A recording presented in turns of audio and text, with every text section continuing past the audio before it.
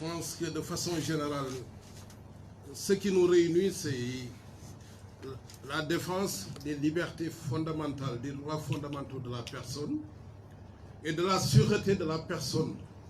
Parce que le premier droit qui est vertical, transversal, c'est sans doute le droit à la vie. Mais ce droit à la vie n'est rien s'il n'y a pas la sûreté humaine. Et aujourd'hui, l'affaire Guy Marius Sagna révèle la vulnérabilité des Sénégalais. Parce que si à tout moment un Sénégalais peut être arrêté, placé sous mandat de dépôt, si des choses qui n'existent que dans l'esprit d'un procureur, croyez-moi, on ne peut plus parler de sûreté humaine, ni de sécurité humaine. Et vous comprendrez l'enjeu et l'importance de cette conférence de presse. Et malheureusement, ça tombe sur aujourd'hui celui qui incarne, qui est l'emblème de la contestation au Sénégal. Guy Marius Sagna, c'est l'ennemi numéro 1 du régime. Donc il ne faudrait pas penser à un fait anodin ou à une procédure innocente.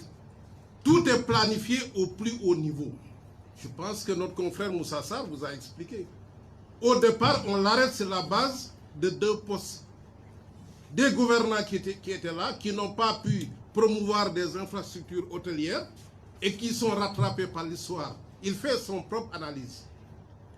Ça peut heurter moralement, mais on décide de lui faire la fête judiciaire sur la base de ces 2 postes.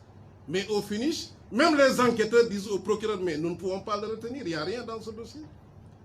Et on leur demande d'aller fouiller et trouver quelque chose.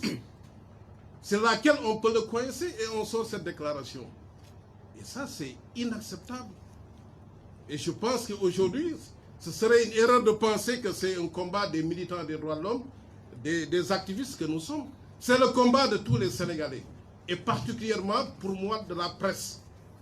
Parce que le Sénégalais qui est hors de Dakar, qui est à 1000 km de Dakar, 500, mais il entend la radio, la RTS, il lit le Soleil, on dit il est arrêté parce qu'il a fait une fausse alerte au terrorisme.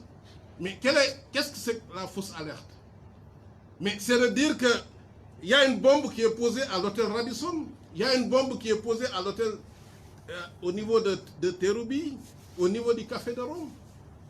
Mais vous-même, journaliste, quand vous restituez l'information, vous êtes en mesure de dire, mais ce qu'on lui reproche, ce n'est pas de la fausse alerte. Il fait une analyse, son mouvement, lui-même, il ne le fait pas.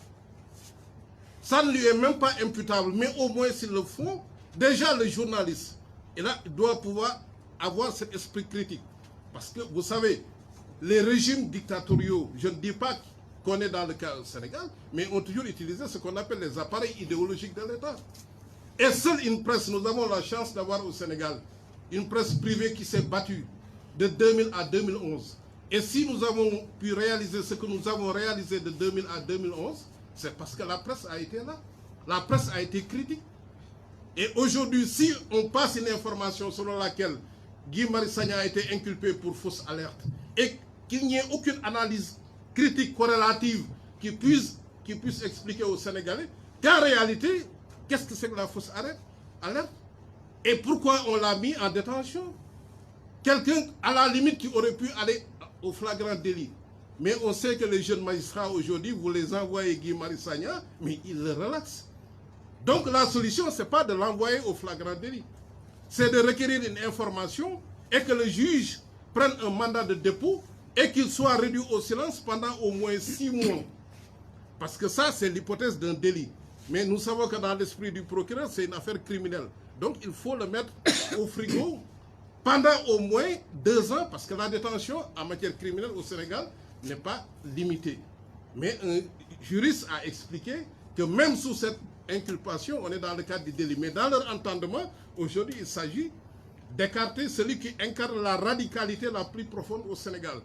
Et surtout quand vous avez des cas comme Petro-Tim, qui peut se révéler être un Petrogate. Donc il faut couper la tête de ces mouvements contestataires. Et il n'y a pas autre explication. Nous sommes des juristes. Nous qui sommes là, Ahmed Moussa Sarr, Amadou Ali Diallo, les jeunes Sow Ndiaye, mais s'il y avait une infraction, nous serions les premiers à respecter notre serment. Nous ne sommes plus nous sommes maintenant des acteurs judiciaires. Et ça, depuis les textes de l'IMOA, nous contribuons à la distribution de la justice. Mais c'est parce qu'aujourd'hui, si nous osons nous mettre ici, avec derrière nous cette banderole, c'est parce que nous sommes conscients que nous sommes dans la plus grande, devant un arbitraire qu'on ne peut pas qualifier. Et ça, moi, personnellement, de par l'expérience que j'ai, étant un acteur du mouvement 23, je lancerai un appel à la presse. Cette consommation de l'information officielle, il faut que ça cesse. Imaginez, même dans l'affaire Petrotim, qu'on vous dise que tous les rapports ont été publiés et qu'on mette ça, les journalistes, oui, le président de la République, alors que vous n'avez pas le rapport entre Cosmos et Timis Corporation. Et c'est là où il y a les royalties, c'est là que c'est prévu. Timis contre, par exemple, BP. Et l'information officielle, c'est que le Sénégal ne cache rien. Tous les rapports, vous les avez sur Internet, mais c'est faux. Mais il faut qu'un journaliste puisse au moins faire une analyse critique, un titre, dire non, monsieur le président, vous n'avez pas publié ça. Et c'est cette information qui permet de former une opinion publique qui puisse servir au moins de contre-pouvoir. Et si nous laissons cette affaire passer, parce que je l'ai dit, ça peut être une bulle de savon, ça va dire se désagréger au contact de la nature, de la physique, mais ça peut être un parachemin pour l'atteinte aux droits fondamentaux, pour toujours réduire au silence tous les militants, y compris nous-mêmes, même si c'est illusoire de vouloir faire taire des militants. Donc pour vous dire que c'est un combat de tous, et qu'aujourd'hui, si vous entendez que nous insistions sur la rupture du lien ombilical entre le parquet et l'exécutif, mais parce que nous n'avons même pas l'élégance républicaine qui voudrait que l'exécutif s'abstienne d'un certain nombre d'instrumentalisations de la justice. Comment peut-on faire faire à un procureur ces choses-là? Vous avez un rapport de l'OFNAC sur Petrotim et personne n'en parle, le procureur s'assoit dessus, la presse ne s'émeut pas et on fait un appel à témoins.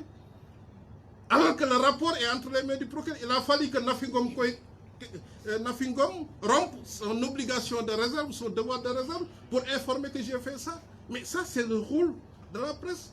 Aucune organisation des droits de l'homme, aucun militant ne fait un travail sans le relais de la presse, l'amplification nécessaire de la presse. Et ce combat a été un combat partagé qui nous a permis de faire des bons démocratiques. Aujourd'hui, nous assistons au contraire à un reflux démocratique. Nous assistons à la pure série noire, à la pure période noire de la démocratie sénégalaise. Et il faut le dire, et ça, il nous faut avoir des alliés. Et c'est pourquoi aujourd'hui, cette conférence de presse, au-delà de l'indignation, c'est d'amener les journalistes à comprendre que d'abord, il n'y a pas d'affaire Guy Marius Sagna. Parce que les postes, deux postes, n'ont jamais constitué, recelé au principe, par rapport au principe de la légalité des poursuites. Parce que pour poursuivre quelqu'un, il faut une infraction préalablement définie par la loi, des faits qualifiés par la loi d'infraction, la matérialité, la légalité. Mais quand je dis qu'au Sénégal, il n'y a pas d'hôpital et qu'on est obligé d'aller en France, on ne peut pas en poursuivre. Et même si on sort ce poste de France Dégage, mais où est l'alerte? Est-ce que France Dégage a dit que dans 2 jours, il y aura une bombe qui va éclater? Non, il n'y en a pas. Donc cette question aurait pu même être réglée par la presse, édifier l'opinion publique, de manière à avoir ce feedback résultant d'un contre-pouvoir que constituait un certain nombre d'organisations et de mécanismes sociaux pour que le régime sache que cette affaire ne passera pas. Aujourd'hui, ils ont mis sous mandat de dépôt. Il faut saluer l'engagement des avocats ici. Déjà, Metkan a fait une demande de mainlevée de mandat de dépôt. Ce n'est pas une demande de liberté provisoire, comme il l'a dit. Parce que quand vous faites une demande de liberté provisoire, c'est parce qu'il faut que la personne soit entendue au fond. Mais quand nous sommes devant un cas d'arbitraire, on demande la levée sans condition.